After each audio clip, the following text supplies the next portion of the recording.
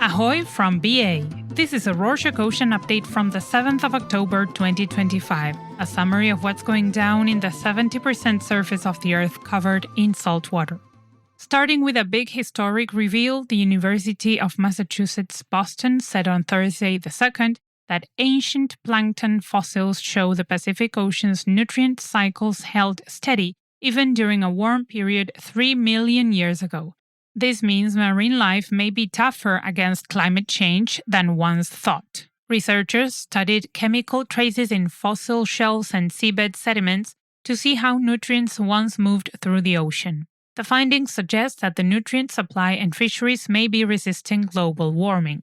The result offers cautious hope for eastern Pacific fisheries, but scientists warn that rapid warming and overfishing still threaten stocks. While ancient planktons are getting the spotlight, some living minuscule deep-sea lifeforms may be suffering in silence.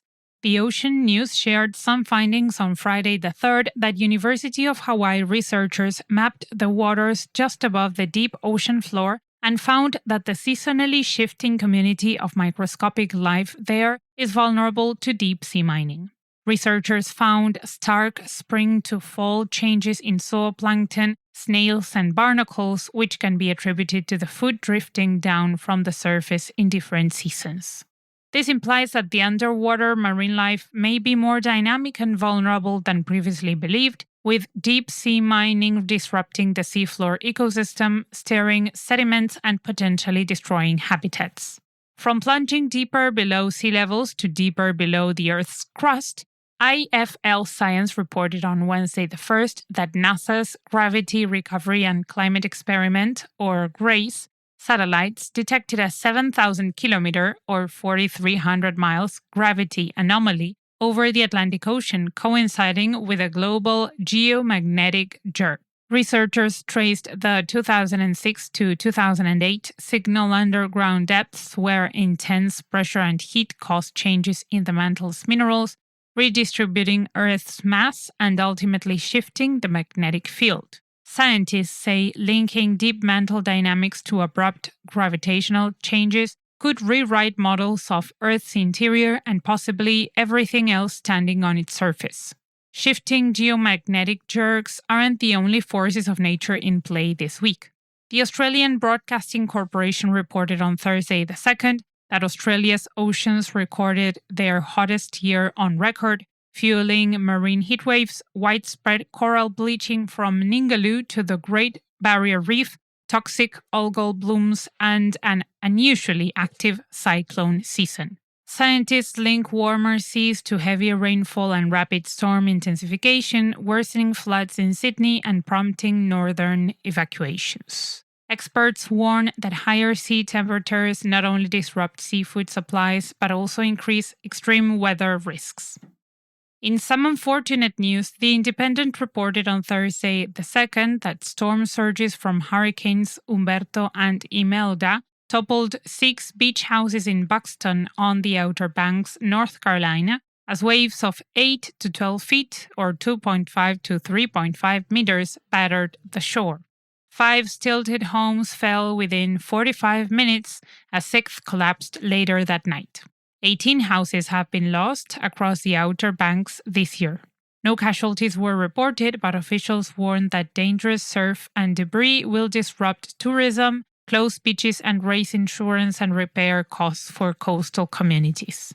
From the faster winds of hurricanes from the north to tropical storms in the equator, the Associated Press reported on Sunday the 5th that Tropical Storm Priscilla formed in the East Pacific off Mexico with winds of 45 mph or 72 kph and tropical force winds extending 140 miles or 225 kilometers from its center. Positioned about 285 miles or nearly 260 kilometers southwest of Manzanillo and moving northwest, Priscilla is forecast to parallel the coast and could reach hurricane strength by Sunday night. A tropical storm watch runs from Punta San Telmo to Punta Mita, with stormy conditions likely through Monday. Extreme weather events are not the only ones damaging people and nature this week. The BBC Africa reported on Thursday the 2nd that small-scale fishermen in St. Louis, Senegal, blame British Petroleum's, or BP, Greater Tortue Amayum gas project for falling catches and access to a natural reef known as Diatara. Artisanal crews face a 500-meter or 1,600 feet exclusion zone and competition from industrial trawlers. They are awaiting the construction of 8 artificial reefs in place of the Diatara, which was promised by the company 6 years ago, to replace the natural reefs that have been restricted for its mining operations. Fish shortages have cut many incomes from hundreds of dollars per trip to around $90, which comprises 90% of the community's livelihood, forcing processors and fishers into carpentry, migration, or precarious work. The BP says that the exclusion zones are standard and denies harm. The case ultimately exposes a clash between energy development and coastal livelihoods.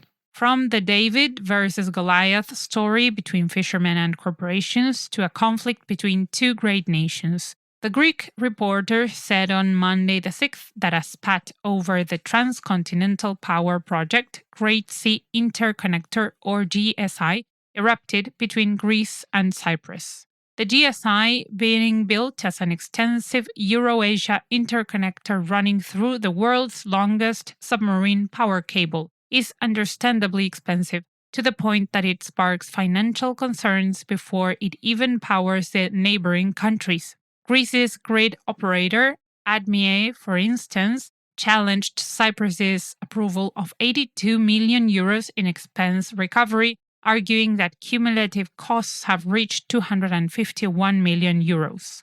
Cypriot President Nikos Christodoulides rejected, quote, blackmail, unquote, allegations and vowed ties with Athens would remain strong. Greece says a project will pause until Nicosia's concerns are addressed. Meanwhile, Greek Prime Minister Kyriakos Mitsotakis held emergency talks.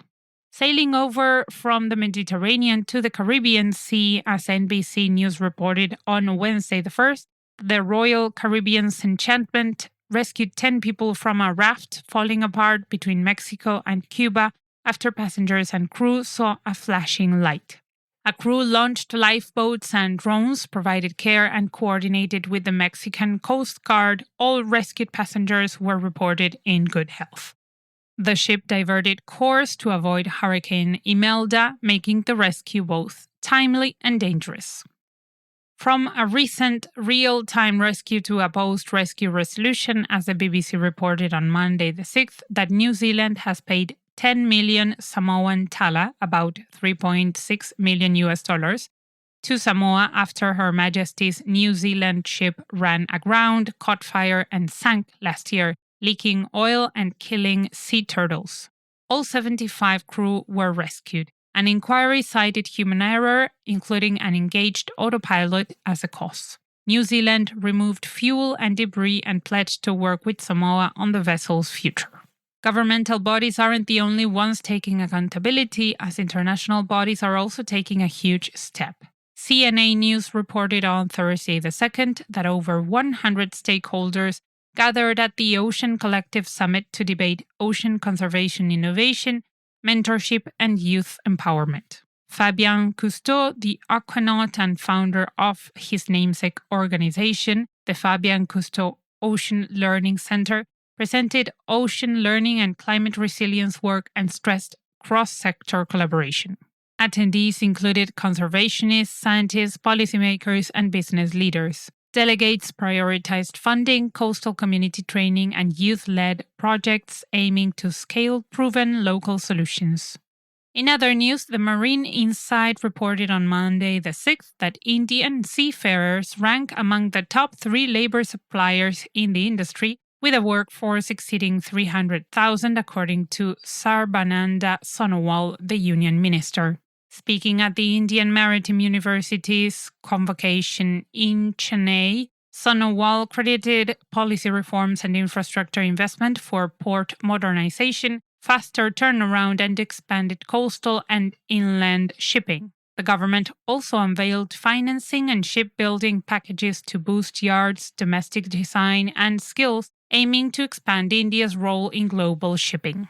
Finally, more long-term solutions to ocean problems are being formulated. The International Maritime Organization, or IMO, reported on Friday the 3rd that delegates at the World Maritime Day parallel event in Dubai urged governments and industry to scale sustainable shipping, decarbonization, and ocean protection while creating jobs and training.